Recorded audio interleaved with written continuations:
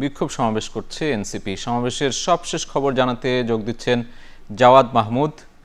Javad, আপনি সমাবেশ স্থলে রয়েছেন। বিক্ষোভ সমাবেশ থেকে এনসিপির নেতাকর্মীরা কি বলছেন জানাবেন।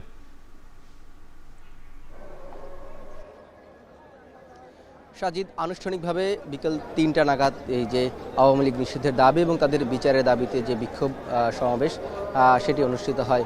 আমরা দেখেছি যে এই সমাবেশকে সফল করতে ঢাকার বিভিন্ন প্রান্ত থেকে, যেহেতু এটি ঢাকা মহানগরের আয়োজনে করছে জাতীয় নাগরিক পার্টি এনসিপি, তাদের বিভিন্ন ইউনিটের নেতাকর্মীরা এখানে জড়ো হয়েছে।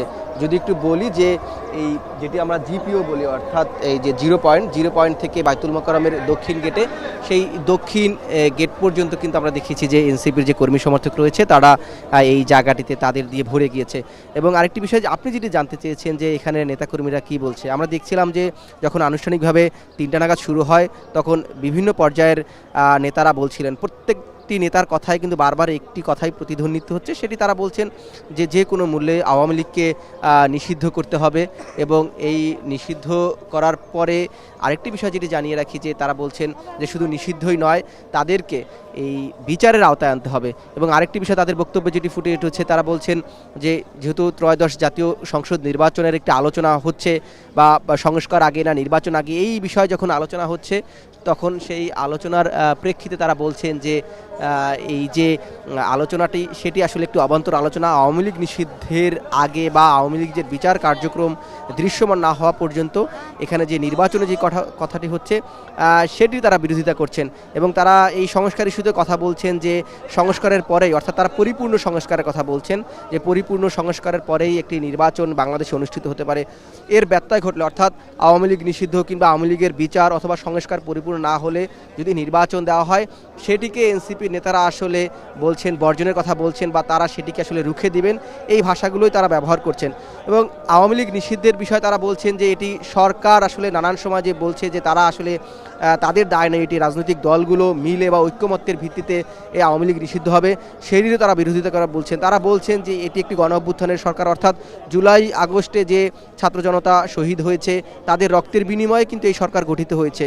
সুতরাং এই সরকার যখন এই ধরনের কথা বলে সেটি তাদের মধ্যে আরও সংশয় তৈরি করে, বা আওয়ামী লীগকে পুনর্বাসন করার চেষ্টা করা হচ্ছে কিনা সেই প্রশ্নগুলো তারা রাখছেন। এবং কেউ কেউ তাদের বক্তব্যে এটিও তুলে আনছেন যে আওয়ামী লীগের দোসররা বা যাদের তারা সহযোগী ছিল তারা এখনও রাষ্ট্রের বিভিন্ন গুরুত্বপূর্ণ প্রতিষ্ঠানে বা রাষ্ট্রের বিভিন্ন গুরুত্বপূর্ণ জায়গায় এখনও বসে আছে, যার ফলে তাদের মাধ্যমেই আওয়ামী লীগকে আসলে পুনর্বাসনের একটি প্রক্রিয়া বা চেষ্টা হচ্ছে বলে তারা অভিযোগ করছেন।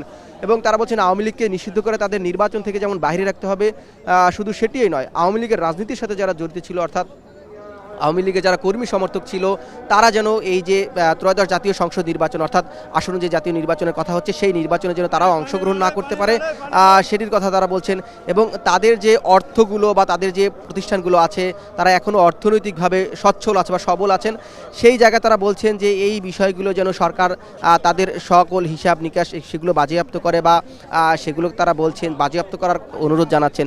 এবং তারা একটি হুঁশিয়ারি দিচ্ছেন যে আওয়ামী লীগকে নিষিদ্ধ না করা পর্যন্ত এনসিপি তারা তো মাঠে থাকবে এবং তারা সারা দেশেই এই ধরনের কর্মসূচি পালন করবেন। এবং যারা এখানে এসেছেন, এই যারা কর্মী সমর্থক, তাদের সাথে আমি কয়েকজনের সাথে কথা বলেছি, তারা বলছেন তারা এখানে মূলত এসেছেন তাদের কেন্দ্রীয় নেতারা আওয়ামী লীগ উদ্দেশ্য কী বার্তা দেয় সেটি জানার জন্য।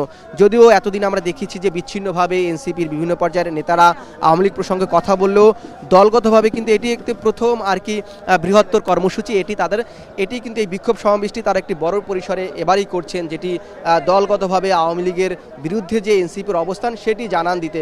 যদিও ওই চলতি মাসের শুরুতে তারা লিফলেট বিতরণের মতো কর্মসূচি বা বিক্ষোভ মিছিল বা মশাল মিছিলের মতো কর্মসূচি আমরা করতে দেখেছি। মূলত যেটি হয়েছে, এখানে যারা এসেছেন এই এনসিপির কর্মী সমর্থক, তাদের প্রত্যেকে তাকিয়ে আছেন দলটির আহ্বায়ক অর্থাৎ প্রধান নেতা নাহিদ ইসলামের দিকে। নাহিদ ইসলাম কিছুক্ষণ আগেই মঞ্চে এসেছেন, তিনি আসলে আওয়ামী লীগ নিয়ে নেতাকর্মীদের উদ্দেশ্যে কী বার্তা দেয় সেটি জানার অপেক্ষায় এখন পর্যন্ত তারা আছেন এই কর্মী সমর্থকরা। এবং নাহিদ ইসলাম কথা বলার পরে হয়তো আমরা জানতে পারবো যে দলগতভাবে আরও কিভাবে কঠোর হয় বা তাদের আসলে কী বার্তাটা আওয়ামী লীগের উদ্দেশ্যে। এই ছিল বাইতুল মোকাররমের দক্ষিণ গেট থেকে এনসিপির বিক্ষোভ সমাবেশ থেকে সবশেষ। সাজিদ, এনসিপির সমাবেশ থেকে সরাসরি যুক্ত ছিলেন সহকর্মী জাওয়াদ মাহমুদ।